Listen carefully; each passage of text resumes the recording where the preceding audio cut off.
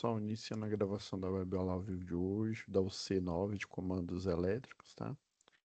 Curso de eletricista industrial. Antes da gente iniciar essa web aula ao vivo, eu já vou compartilhando aqui com vocês as diretrizes do Unidigital, tá? E aí depois a gente volta à nossa programação normal.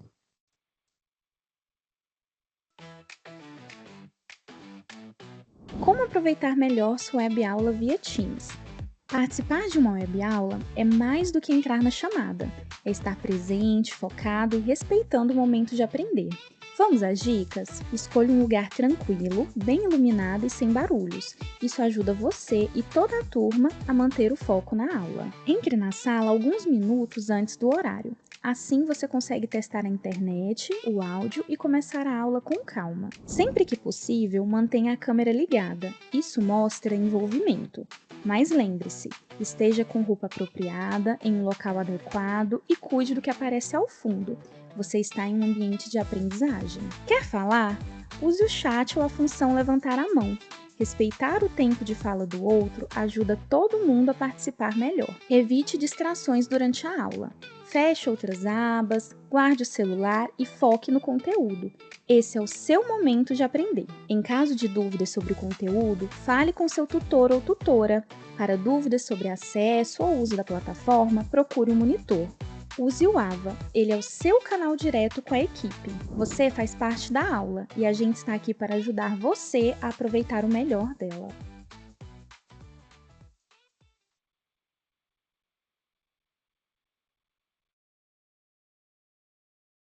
Só vou aproveitar a oportunidade aqui já fazer a chamada. Na verdade, eu já estava já de olho aqui, né? Então, os presentes até o momento, né? Gabriele, presente, Brenda Cardoso, presente, e a Sara Stephanie também, tá? Aí, conforme o pessoal for aparecendo aí, depois eu olho no relatório aí, e aí eu atribuo a presença ou não, tá bom? Mas já de antemão, já Gabriele, Brenda e Sara já estão com presença. Agora, voltando aqui à nossa aula, deixa eu compartilhar a tela aqui com vocês. Hoje a aula vai ser breve, vai ser sobre a lógica, né, dos comandos elétricos aí. Já deixei até aquela atividade já, tá? Deixa eu compartilhar a tela aqui. Esse material eu tirei da UC de instalações industriais e também, né, de acionamentos eletropneumáticos, que a lógica, tanto a lógica de acionamento para acionamento eletropneumático, ou seja, pneumático, hidráulico e eletrohidráulico pneumático e elétrico, né, que é o que a gente mais vê aqui no curso de eletricista industrial, né, mas pneumático a gente tem que ter a noção, né, principalmente na próxima UC aí, a de controladores lógicos programáveis, né, e a gente vai ver um pouco essa parte aí de automação, tá? De o CLP, geralmente o pessoal utiliza um CLP da Logo, acho que é Logo 8 que chama, é, e na verdade eles não chamam nem de CLP, eles chamam de relé, né? Mas na verdade ele é um CLP, né? E as portas elas funcionam como relé, né? E basicamente o relé comandado, né? Assim como um CLP faz mesmo, ou um relé por tempo também, aí depende da programação, né? Aí ele já vem com uma IHM ali, fica fácil de programar. Daí eu já disponibilizei para facilitar a vida de vocês o material didático, tá, da aula de hoje. Coloquei aqui onde ficam as aulas publicadas, tá?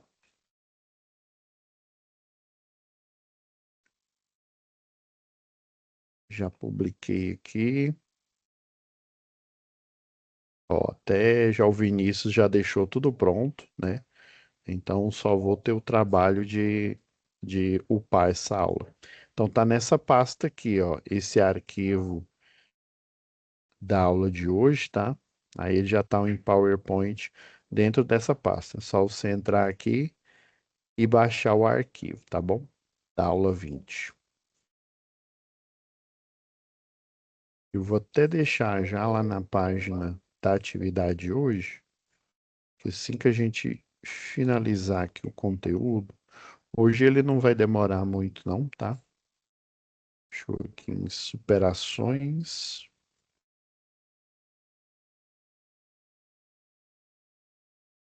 Essa pasta ela já tá já bem gigantesca aí, em função até da quantidade de conteúdo, né, dessa UC, né?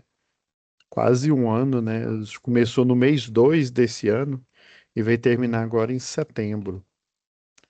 Ela vai ter um pouco menos de aula aqui, ó. Ó, essa daqui é de presença de hoje, tá? Já tá pronto lá. Ela já vai abrir a primeira parte, essa daqui já vai abrir às 20 horas, tá? E eu até vi, se eu não me engano, acho que foi a Brenda que enviou, ela disse que estava tentando enviar a atividade lá, tá?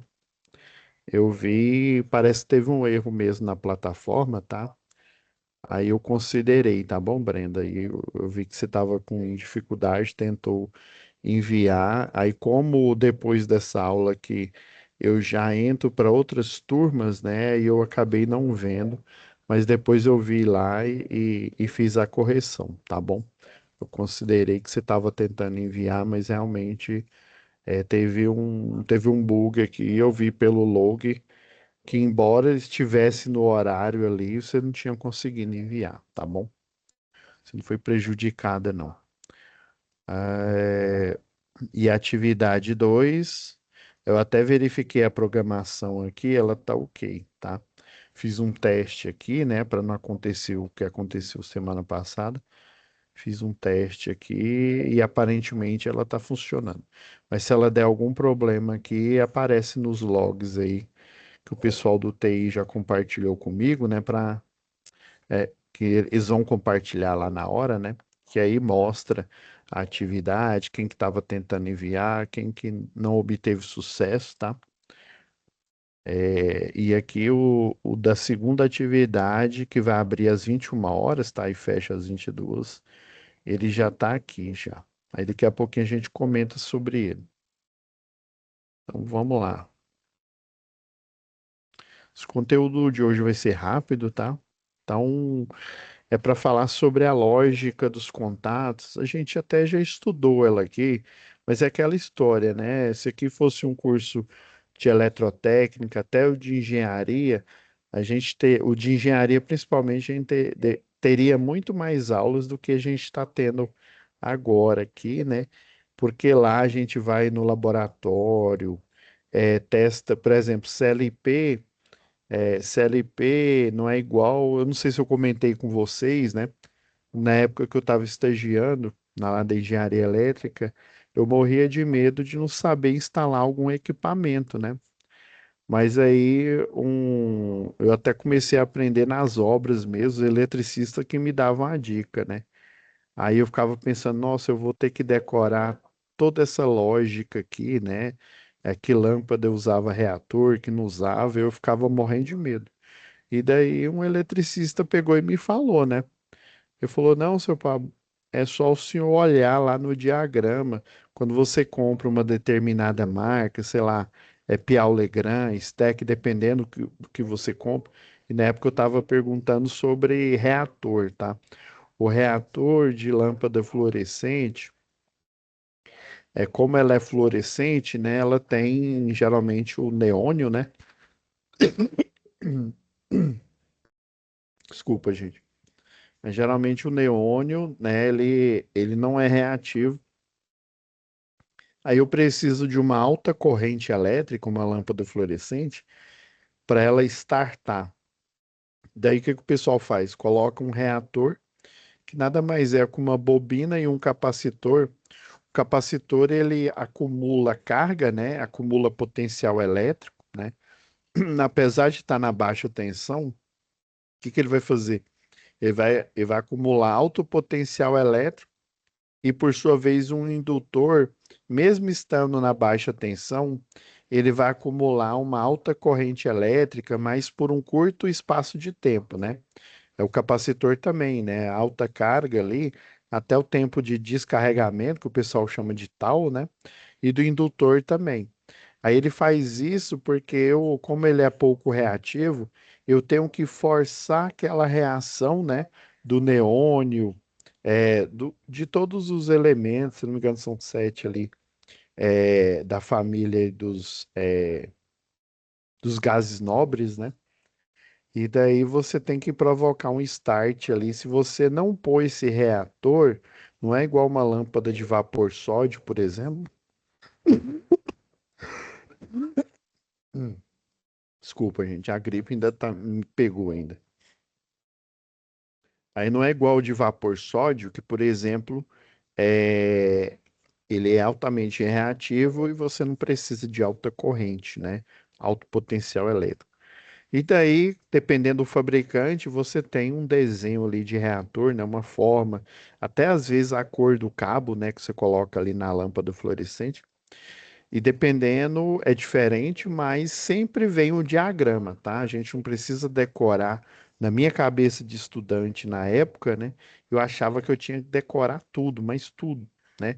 Assim como eu fazia lá no segundo grau, né? Muita coisa a gente acaba decorando, não tem tempo, né? Para estudar direito, né? E acaba decorando, depois que faz a prova, esquece, né? E eu ficava com esse receio. Tanto que quando foi lá no laboratório de instalações elétricas industriais, o professor falou a mesma coisa. Hoje em dia, por exemplo, tem, tem inversor da Intelbras. Na época, nem existia. Tem, se eu não me engano, também tem da Multilaser, que é teclado, né? Faz teclado, roteadores aí, né? Então, Multilaser, Intelbras e outras empresas entraram no mercado, mas assim, cada modelo tem por exemplo, no inversor de frequência da VEG, né, existe uma numeração lá característica para você fazer a ligação, né, a ligação lógica, né?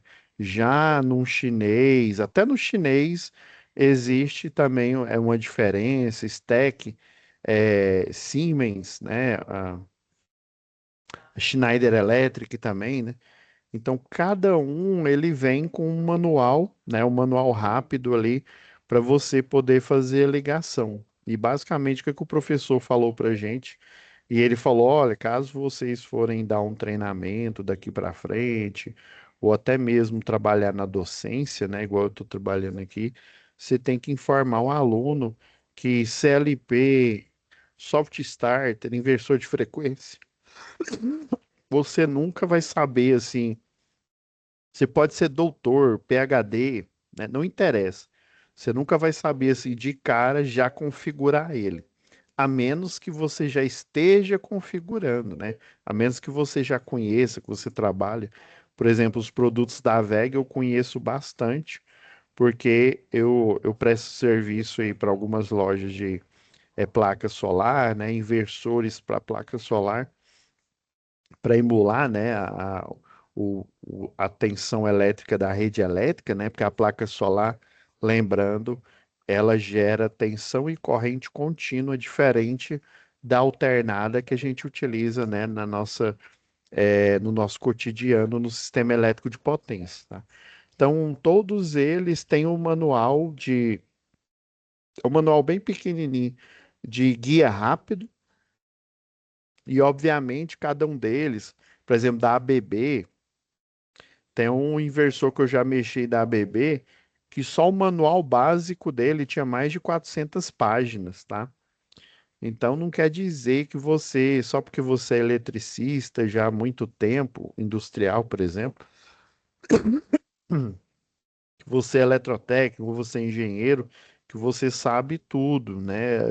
É, a tecnologia vai avançando, né? Outras marcas vão entrando no mercado, mas ela tem esse padrão de sempre tem um guia rápido e tem um manual, né? Que o pessoal chama manual de serviço, manual de programação para as várias aplicações de CLPs em geral, né? Soft starters e inversores, que são os produtos que a gente mais utiliza aí, né, no mundo aí da indústria, né, no mundo corporativo aí. Então, com essa introdução aí, né, a gente vai entender a lógica dos contatos, né, do selo elétrico aí, tá? Então, sempre o objetivo é, né, a gente compreender, né, por que que os contatos são dessa forma aí, né? Por que que existe o normal aberto, normal fechado? Mapear, né, essas condições de lógica. Eu vou mostrar de dois programas aqui, de um que você já conhece e um outro que talvez, dependendo quem já trabalha aí na área, conhece, que é de um fabricante, que ele é figurinha carimbada em qualquer indústria aí da Festo, tá? Tem outros também, mas eu vou usar esses dois aqui só para exemplificar, né? Algumas aplicações. Então, o problema real, né? Porque o operador não pode ficar segurando o botão de ligar, né? Igual a gente até começou esse questionamento na aula passada, né? Olha, por que que não pode, né, segurar o botão de ligar durante todo o turno, né, de 8 horas, né? Isso seria insanidade, né? Assim, quando você entra pela uma primeira vez, né, numa disciplina e na área da indústria, aí, por exemplo, se você só viu só predial, você já acha estranho, porque o interruptor é simples, você toca nele lá, ele tem um comando, a chave dele é tipo faca, né? Ele liga, pronto, você só apertou, ligou. Você só vai desligar se você for lá novamente e apertar de novo, ele desliga, né? Aí tem a questão da partida da máquina elétrica, né? Ela tem um comportamento anômalo, né? Deixa eu pegar a nossa aquela tabela de referência que de vez em quando eu uso aqui nas aulas. Vou usar, deixa eu ver que versão. 7. Vou usar essa daqui, que ela tá mais facilitada aqui. Gente, relembrando, né, que a máquina elétrica, ela tem um comportamento anômalo aí, que a corrente inicial, ela não é igual a um equipamento normal, que a corrente inicial é sempre a mesma, né, que é chamada de nominal, né? Então ela tem essa corrente por todo o período de funcionamento, né? Já um motor elétrico, por ter que quebrar aquela inércia, a corrente elétrica, né, os elétrons que estão dentro do enrolamento, é que literalmente fazem o motor girar sozinho, né? Então ela apresenta uma corrente de partida, né, que como a gente viu em outras aulas, ela chega até 8 vezes a nominal, né? E também podendo até chegar a 10 vezes a nominal, né? Num curto espaço de tempo, né? Já começa aí o problema, né? A máquina elétrica, diferente de outras máquinas, ela tem uma alta corrente, né, na partida e depois ela normaliza essa corrente, né? Comportamento totalmente anômalo. E nós aprendemos aqui, né, na disciplina de comandos, quando a tensão de fase, né, a monofase, sempre a menor é a monofásica, tá, pessoal? A de fase é 220, a de linha é 380 e a trifásica, né? 300, sempre você vai multiplicando vezes raiz de 3, né? 220 raiz de 3, aproximadamente 380. 380 vezes raiz de 3 vai dar 660, que é a tensão trifásica, né? Nós aprendemos também em máquinas elétricas que o motor, essa é a configuração que aparece lá na placa dele, né? Sempre a tensão mono e a tensão de linha. Nunca aparece a trifásica, né? A trifásica, quem é da área, principalmente o eletrotécnico engenheiro, né? E também o eletricista industrial, ele já tem essa noção, né? Que é só tensão de fase e de linha, mas quando ele precisar em algum cálculo, em alguma configuração de máquina, utilizar a trifásica, ele já sabe que é a de linha vezes a de 3 que dá o 660 para esse caso, tá? E daí nós aprendemos que até 7,5 CV, né, que dá aproximadamente, eu pegar um motor esse aqui é mono, né? Deixa eu pegar um trifásico aqui, ó. Ele dá por volta, dependendo do fabricante, a potência dá um pouco maior, às vezes um pouco menor. 7,5 CV, ele tem uma potência na casa aí dos 8.000, né? Dos 8.000 kilovolt amperes aí. Lembrando que tem aquela sequência de prioridade, né? A última que eu vou olhar é essa daqui, ó. Sempre eu olho na placa do equipamento, né? Se eu não tenho acesso a essa placa, eu estou fazendo um projeto e eu só tenho a potência em cavalo vapor, né? Ou em HP, né? Daí eu olho na tabela do fabricante não,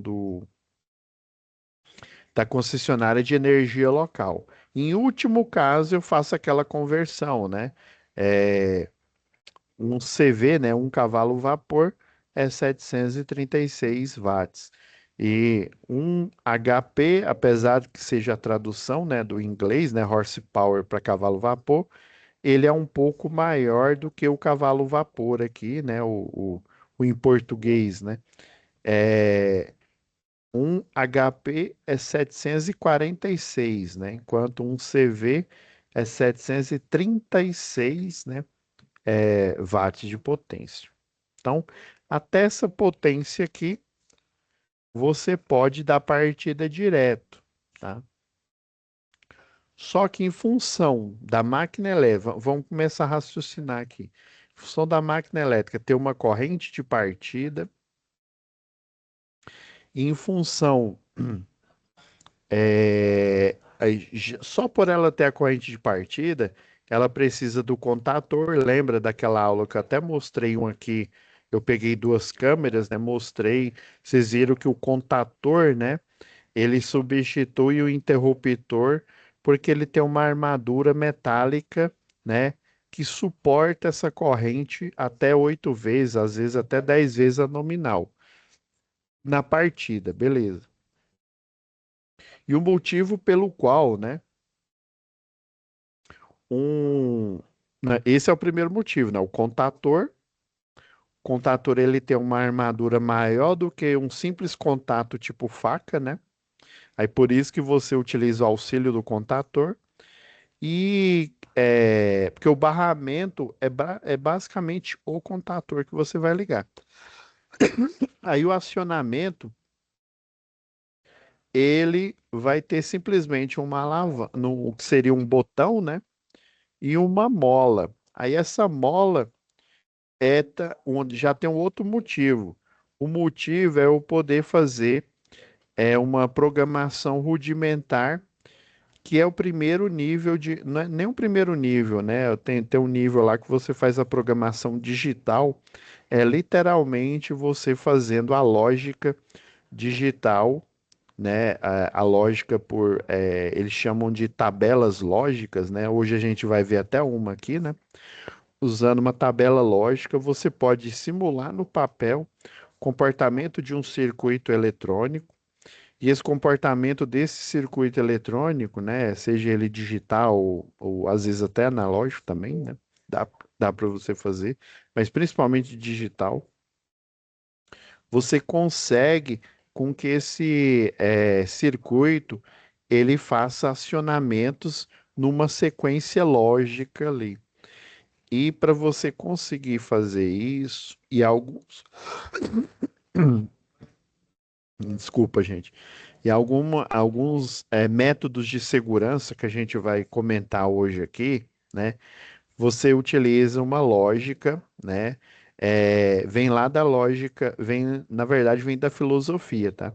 Vem lá da filosofia, e aí a matemática existe lá o princípio do terceiro excluído, né? Só existe uma sentença matemática essa sentença ela só pode ser classificada em verdadeira ou falsa, né? O que no circuito a gente chama de circuito ligado, né? Que é o um, e circuito desligado, que é o zero, tá? Então, inclusive, o computador só é possível hoje, né? Como a gente conhece, né? O celular que às vezes você está assistindo a aula, ou até o computador que você está assistindo a aula, só é possível ele funcionar graças a essa lógica, né, que é chamada de lógica booleana, né, para circuitos, e graças à lógica, o cálculo chamado de cálculo sentencial, que foi estudado primeiro na filosofia, depois na matemática, né, e portada para o comportamento de circuitos eletrônicos aí. Então, o motivo de você ter um botão em que ele não fica ligado permanentemente igual um interruptor, é para você fazer esse tipo de programação, né? Essa programação rudimentar, que ela pode ser classificado como malha aberta, a gente até comentou, se não me falha a memória, a gente comentou em aulas passadas aí, né? É malha aberta, você tem os processos, e aí cada processo tem uma resposta para o processo, para o próximo, né, para o subsequente. Aí vamos supor que eu tenho um processo que leva dois passos, e aqui na saída você tem no fluxo aqui de produção, você tem um produto final. E há processos em que eu tenho o fluxo aqui, né? Vamos supor que eu tenho um que tenha três passos aqui, e aí, sei lá, entre o penúltimo e o último passo, eu tenho uma detecção que pode ser por sensor, igual a gente viu lá na aula passada, né? Que esse é chamado de malha fechada. Essa malha fechada aqui pode detectar um erro, ele vai fazer uma resposta aqui, né? Corrige o erro e continua. Enquanto tem erro aqui, ele vai corrigindo. Inclusive, se você for estudar a área aí de programação, né, a área de TI, você vai ver esse tipo de diagrama aqui sendo um diagrama rudimentar para você fazer um programa de computador. Programa de computador, você vai dando instruções, o que eles chamam de algoritmo estruturado. Você dá instruções, geralmente elas são da esquerda para a direita, você vai escrevendo aqui as instruções. Aí pode ser essas instruções, né, em linguagem natural, né? Dá para você criar um programa e executar só usando o seu cérebro, né? Dá para você fazer isso. Nas primeiras aulas de algoritmo, o professor faz você fazer isso, tá? Você literalmente escreve um programa e é você que vai executar. Na verdade, quando o professor ele corrige, ele pega o seu programa, você declara as entradas, declara as saídas aqui e vai executando. Aí tem um formato lá, na hora que você vai executando a instrução um, instrução 2, instrução 3, aí você coloca um looping. Esse loop é o se der, sei lá, zero, não, se der, sei lá, 2, você, sei lá, soma mais 2. Se der 3, aí você pode pôr várias condições aqui, ó. Vou deixar só uma aqui para ficar mais simples. Se der 2, soma mais 2. Se não, você continua o processo, né, para o passo 4, e assim você pode fazer loopings condicionais, né, que é bem semelhante a esse desenho da malha fechada aqui, né? Então, automação e programação, né, elas estão intimamente ligadas aí, né? A diferença é que na programação de alto nível eu utilizo tags, né, palavras ali, né, igual lá no JavaScript, que aí o compilador ele interpreta e manda as instruções para a máquina, né? No circuito digital, você tinha que literalmente escrever todas as instruções ali de forma binária ali, né? Tanto que tem programas, por exemplo, em Assembler, né? Numa linguagem bem, se você olha assim, você não entende nada. Às vezes até a própria pessoa que escreveu, se ela faz ele um dia e não lembra mais do processo, quando ela olha uma próxima vez, ela não está entendendo nada do que está passando naquele programa ali. Então, professor, essa questão aí de colocar a mola, né, retorno por mola, fazer um contato normal aberto, que ele fica sempre aberto, ou um contato que fica sempre fechado, já é uma porta de entrada para uma possível programação, que hoje a gente conhece por linguagem de programação, né? Mas antigamente era bem rudimentar, você literalmente programava as portas ali do CLP, né? Até hoje você faz isso, né? Para o CLP puro, tá? Mas aí, assim, é porque ele é uma máquina muito simples, e aí dependendo da memória que ele tem, ele não consegue nem carregar um compilador de código, tá? Esses Raspberry que a gente tem hoje em dia aí, né? Ele tem memória muito maior do que as memórias aí dos CLPs que a gente tem aí no mercado ali. E antigamente, né? Hoje em dia até que ela voltou a encarecer, tá? Mas antigamente memória era um luxo que muitos processos aí produtivos, muitas máquinas não tinham. Era coisa de kbytes, tá? Às vezes, né? Às vezes próximo a um disquete, acho que é 1,44 megabyte aí, né? Então você precisa colocar instruções bem definidas ali, né? E fazer numa linguagem quase inteligível, né? E deixar as instruções, até o pessoal coloca asterisco lá, né? Tem umas linguagens aí, né? Que você colocando um asterisco na frente, dependendo, aí ele não, ele interpreta ali como um texto, tá? E ali não é um comando. Ok, professor, entendi. Então, ó, é pegar essas regras, né, lógicas que estão interligadas aí com, né, o contato aqui lá no contator aberto e fechado, né, e fazer uma interpretação lógica, tá? Então, você tem, né, a álgebra aqui, ó, no terceiro slide já está comentando, ó, sobre a álgebra booleana, ó, o estado zero, né, que é o estado falso. Lembra que eu falei agora há pouco do princípio do terceiro excluído, né? Só pode ter um resultado, uma sentença matemática, né? Por exemplo, deixa eu pegar uma cor aqui. Uma sentença matemática é isso aqui, ó, por exemplo, 2 mais x, sei lá, igual a 3, né?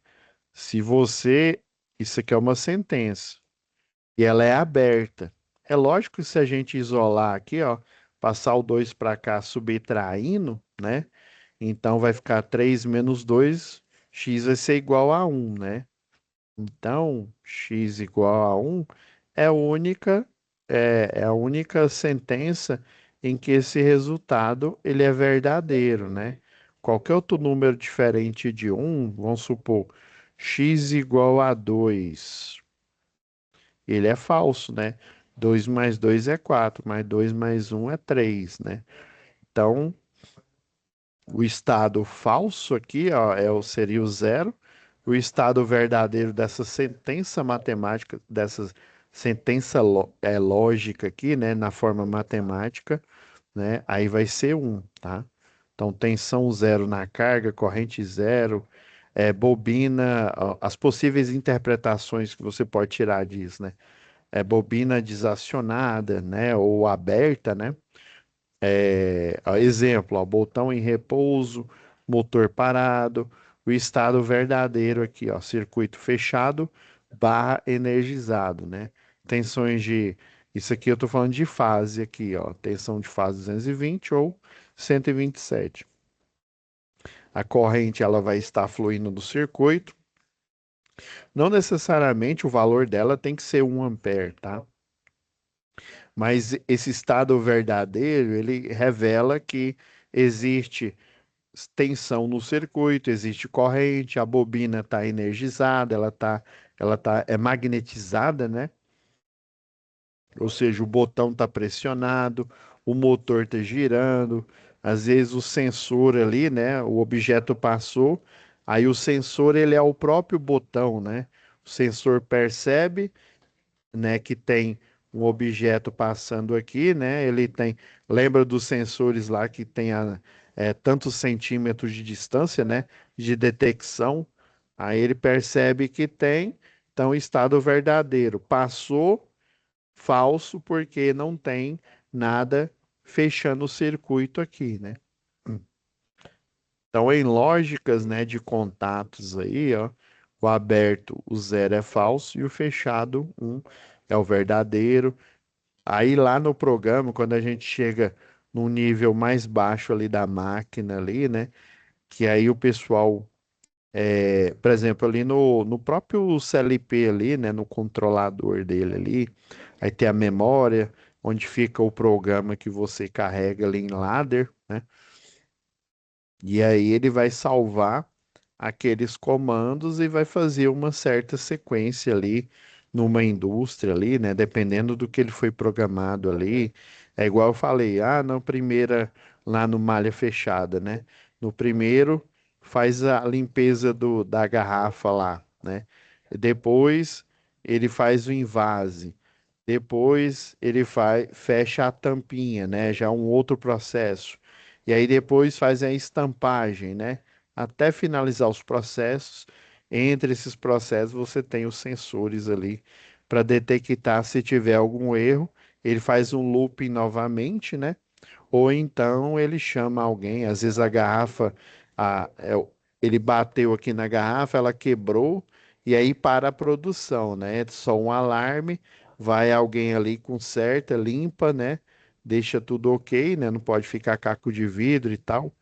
E aí posiciona novamente, aí ele vai e restarta o processo produtivo ali.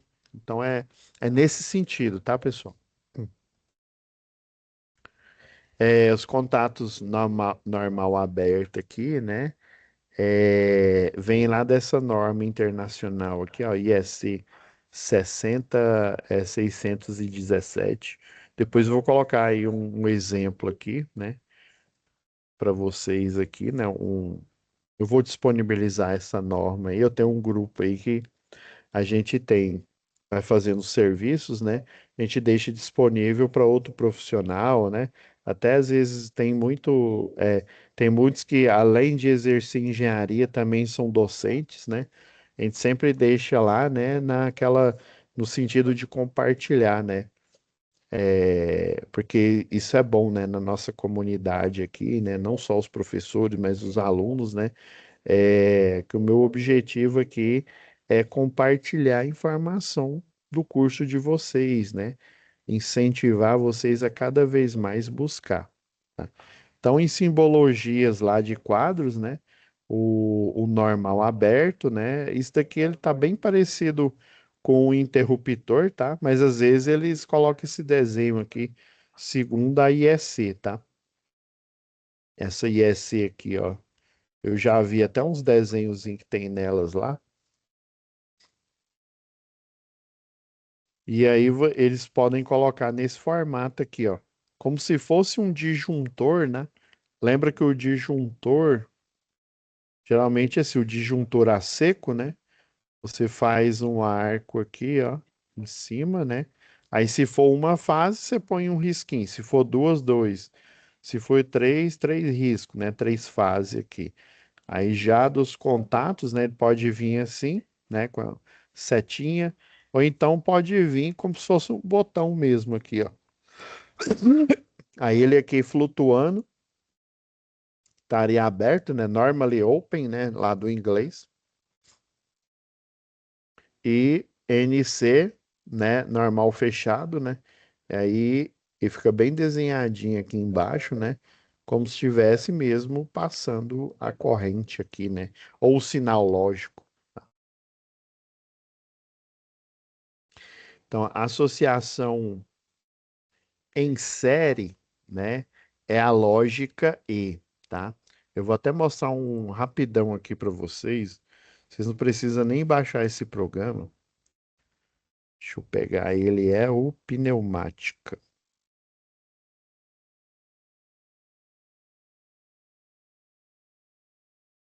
Eu vou pedir para ele abrir. Até na aula passada. Nossa, não, eu vou salvar ele aqui na área de trabalho,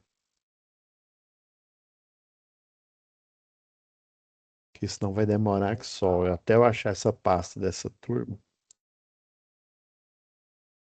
Vou pôr aqui na área de trabalho.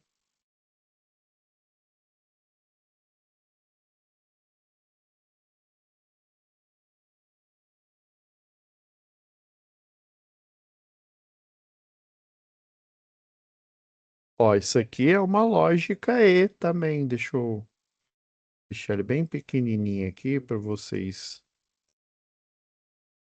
terem um vislumbre aqui, ó.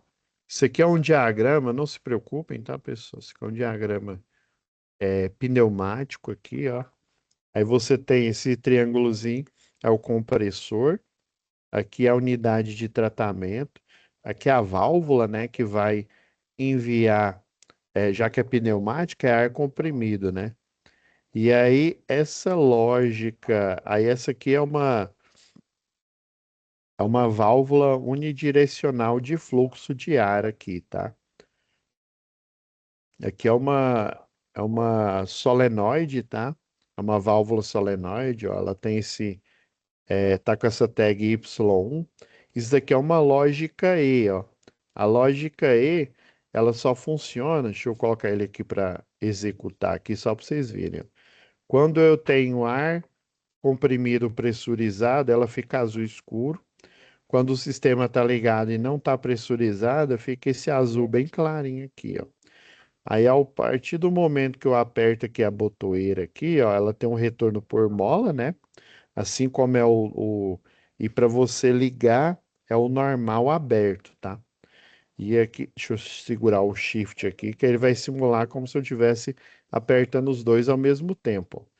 Só quando ele aperta os dois ao mesmo tempo, ó, e vocês estão percebendo que esses dois botões, o S1 e o S3, para ligar a válvula solenoide aqui, né? Para ele colocar o pistão para frente, eles estão em série, tá? Então a lógica E, por isso que tem esse exemplo aqui, ó, lâmpadas, né? Em série, elas ligadas em série, você vai ter uma lógica E, inclusive, ó, esse exercício aqui lá na eletrotécnica é de uma prensa, né, manual ali, aquelas para fazer punção de chapa metálica. E aí o que que eles fazem? O operador ali, ele aperta, para ele acionar a prensa, ele tem que apertar com as duas mãos a botoeira para ela, né, fazer a prensagem da chapa. E geralmente esse processo fica muito próximo do operador.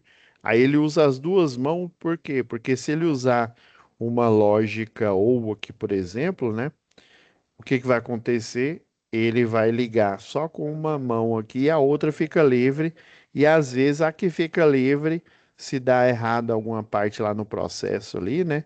Ele pega e com essa mão livre ele vai e aciona, né? Né, ele se acidenta, né? E essa daqui não tem selo porque justamente para forçar com que, né? E esse é manual, viu? Esse aqui é para é como se fosse uma empresa pequena ali que fabrica peças ali, né? Faz corte ali de perfis metálicos, tá? E aí, isso aqui, a lógica aí, geralmente ela é utilizada como uma rotina de segurança, tá? Em equipamentos. Então, a aplicação, né? Olha, se o operador soltar qualquer um dos botões, os circuitos em série abrem imediatamente, a bobina é desenergizada. Ó, ele está em série e veja, ó, perceba que ele não está com selo aqui, né? Se tivesse com selo, na hora que eu apertasse aqui e tirasse a mão, ele continuaria fechado. Isso aqui eu estou simulando como se eu estivesse segurando os dois ao mesmo tempo, tá? E esse outro aqui é a lógica ou, né? Em paralelo. Deixa eu até pegar um desses aqui que representa, se não me falha a memória, esse aqui tem, ó.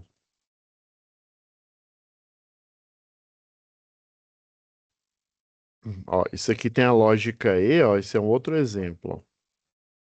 Isso aqui é a lógica E, ó. Ele tem essa válvula aqui que é chamada válvula de simultaneidade.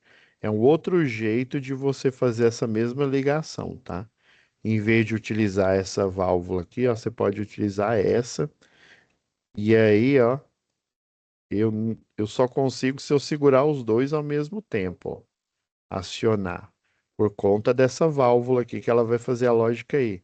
E a lógica ou, né, tá aplicada aqui, ó. Essa válvula aqui, ó, ela tem uma espécie de uma esferazinha. E aí, se você, por exemplo, acionar essa aqui da esquerda, ó, ele aciona o dispositivo. Se eu acionar a da direita aqui, também aciono. Aí seria a lógica ou, né? Se eu acionar um ou outro, né?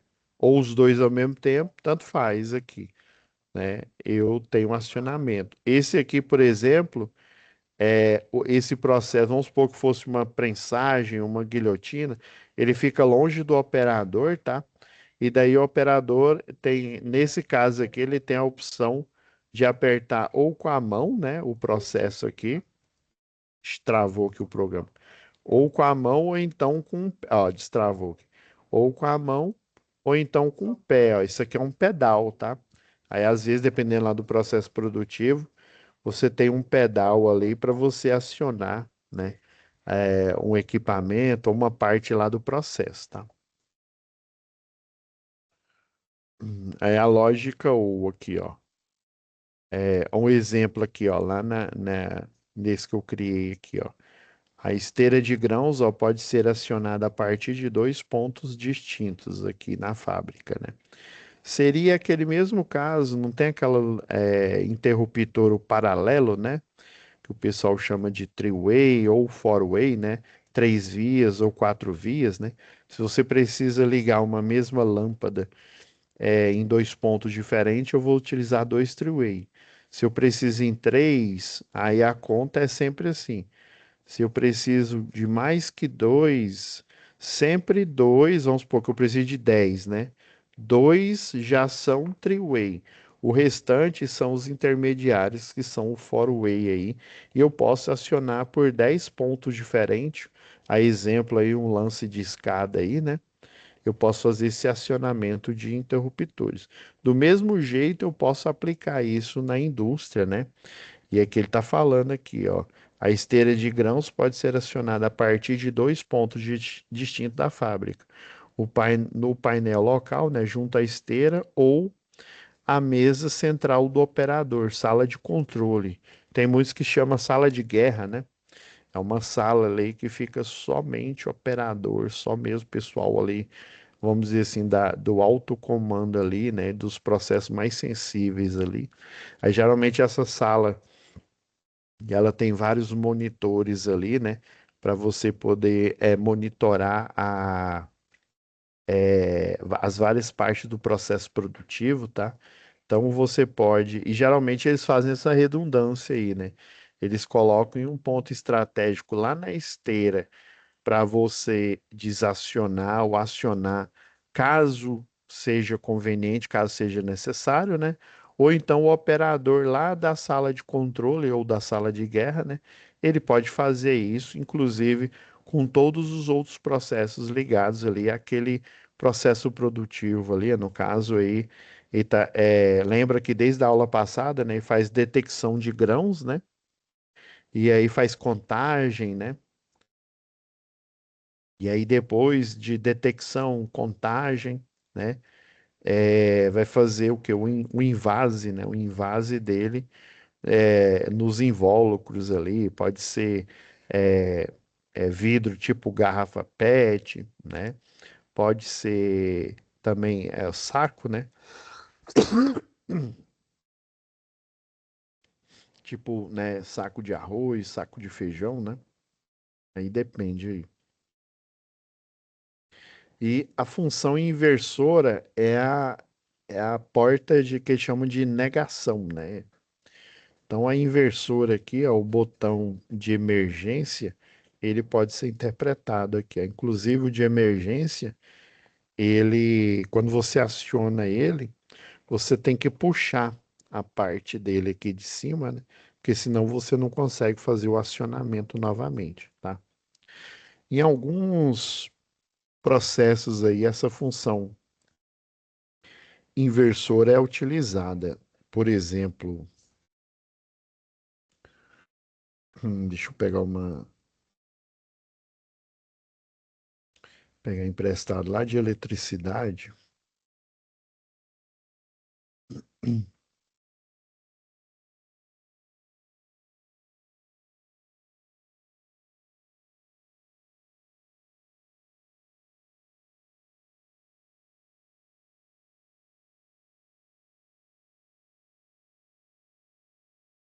Isso aqui é um modelo. Ah, não é esse não. Deixa eu pegar, é o outro. Eu fui no errado aqui.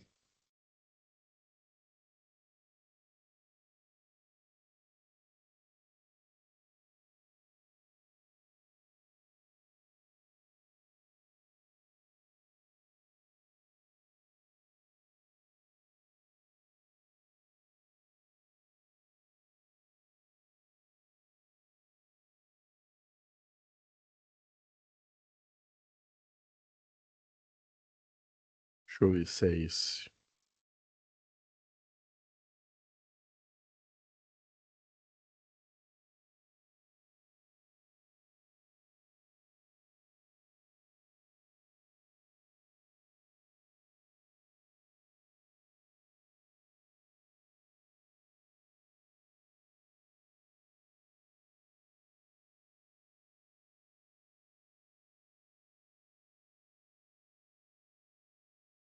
Eu só achar aqui.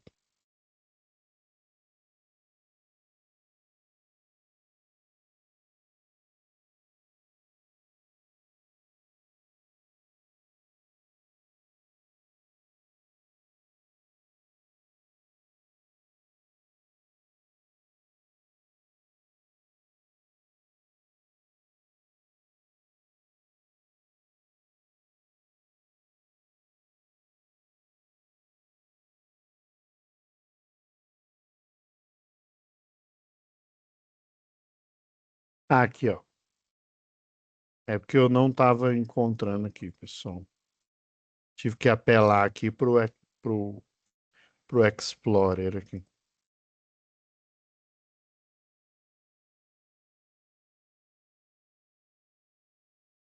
Isso aqui, ó, ele é um circuito integrado. Esse circuito integrado aqui, ele tem uma. Ele utiliza do CI dele, a gente utiliza duas portas lógicas aqui, ó. Essa porta é chamada de Schmidt Trigger.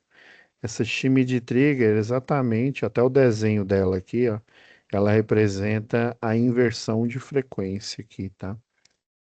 E aqui, ó, deixa eu pôr ele para rodar aqui. Isso aqui representa aqui, ó, um inversor de frequência, né, que ele controla a velocidade do motor. Deixa eu abrir o outro aqui, que eu coloquei ele em duas situações aqui, ó. Deixa eu só deixar ele carregar mais aqui, ó, que aí vocês vão entender aqui. Aí o que que o inversor de frequência que ele faz? Ele, né, o resultado final é o controle de velocidade. Porque eu coloquei ela bem devagar aqui para vocês verem o.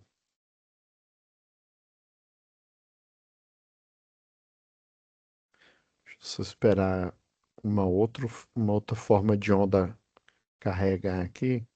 Ó, isso aqui já tá bom. Isso aqui é quando o motor ele tá em baixa velocidade, tá quase parando, ó. Aí essa porta inversora aqui, ó, ela corta a tensão aqui, ó, na maior parte do tempo, tá? Isso aqui é como se fosse uma onda senoidal, tá? Aí o que que ela faz, o circuito eletrônico aqui? Ele é esse Schmidt trigger aqui, ele faz a lógica do modulador de pulso, o PWM, tá?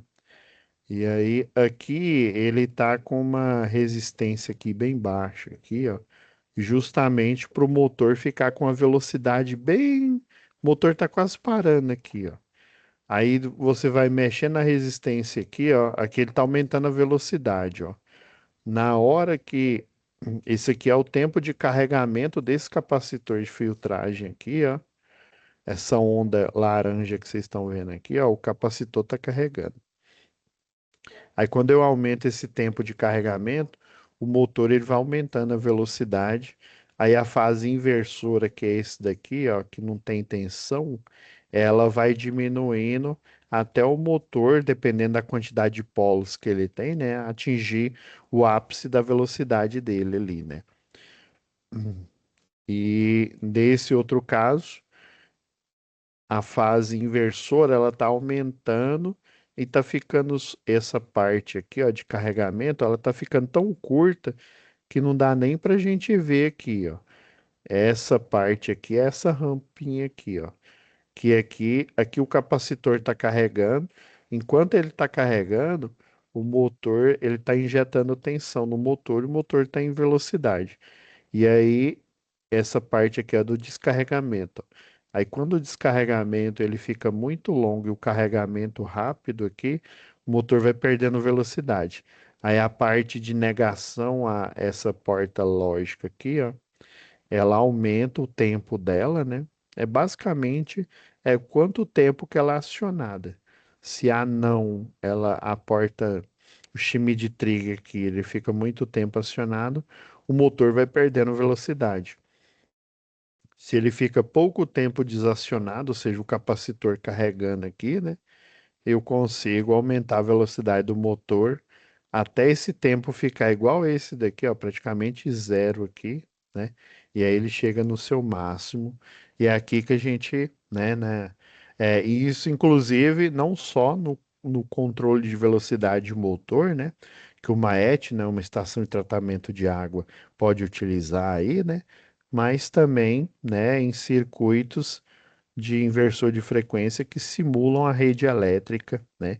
Aí, obviamente, ele vai se adequar à frequência aí de 60 Hz, né? Para ele ficar eletricamente compatível com todos os equipamentos que a gente utiliza aí no sistema elétrico de potência, tá?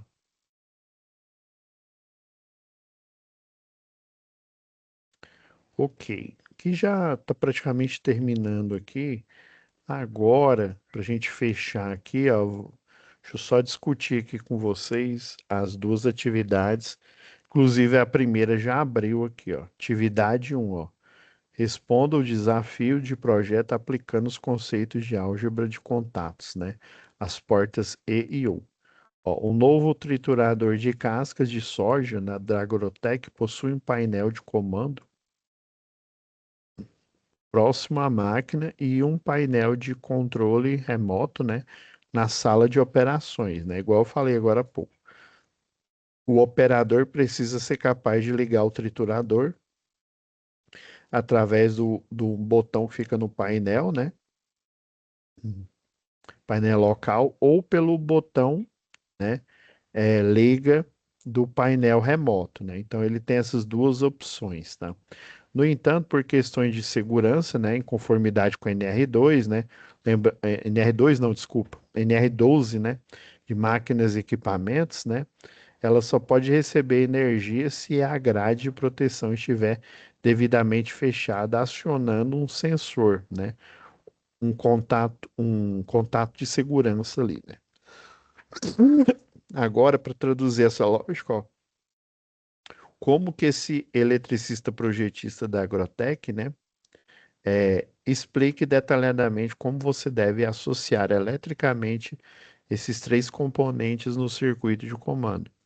Os dois botões, né, de ligar, né, contatos normal aberto, né, Lembrando aqui, ó, cadê a simulação aqui?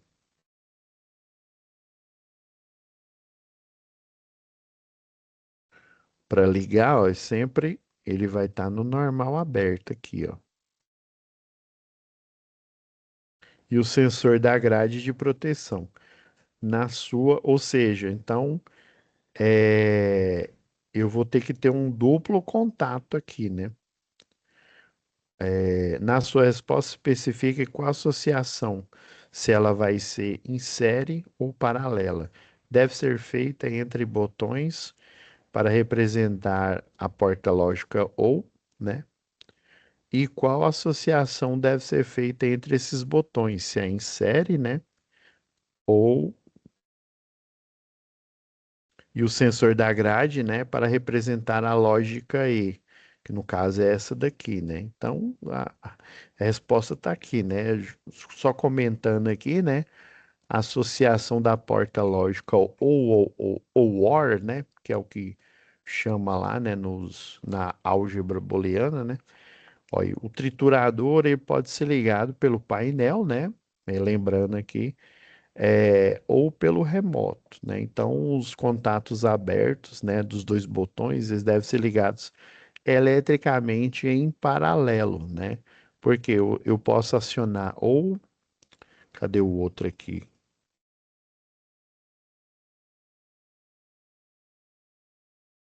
Seria essa lógica aqui, ó, dessa segunda montagem, ó. Ó. Então, ou aqui tá uma representação em paralelo aqui, ó. Ou pelo remoto, ou vamos supor que esse aqui fosse o remoto e esse aqui fosse o botão lá no próximo do processo, né? Então ela tem que ser em paralelo, tá?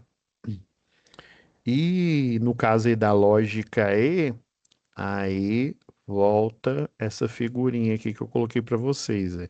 Aí tem que ser em série, ó. Se somente se os dois estiverem ligados é que ele vai fazer o acionamento, beleza? Aí vocês escrevam e discorram sobre isso que eu expliquei agora aqui. E atividade 2 aqui, ó, um eletricista júnior foi encarregado de montar um painel da esteira principal de grãos aqui, né? Ele conectou o botão liga, normal aberto, ok? O botão desliga, normal fechado. E a bobina, deixa eu pegar uma.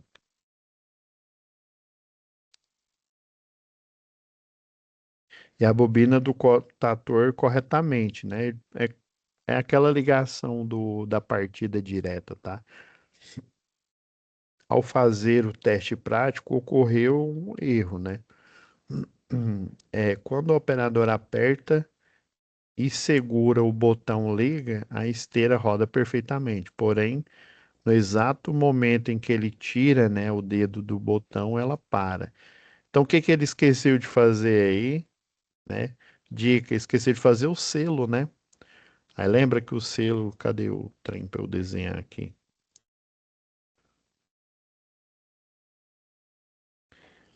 E tem que fazer. Deixa eu pegar já um pronto aqui, que aí não perco desenhando aqui, que já tem o pessoal já entrando na outra sala aqui.